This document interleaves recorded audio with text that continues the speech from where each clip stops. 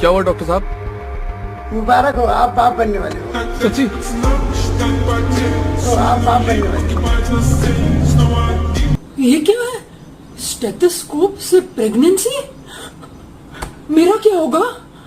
इतना मेहनत करके मूत पी पी के रिजल्ट देता था, अब ये डॉक्टर स्टेथोस्कोप से ही प्रेगनेंसी डायग्नोस कर रहा है। ओहो, मेरा तो बिजनेस खत्म हो गया है। मेरे छोटे छोटे बच्चे हैं, उनका क्या करूंगा?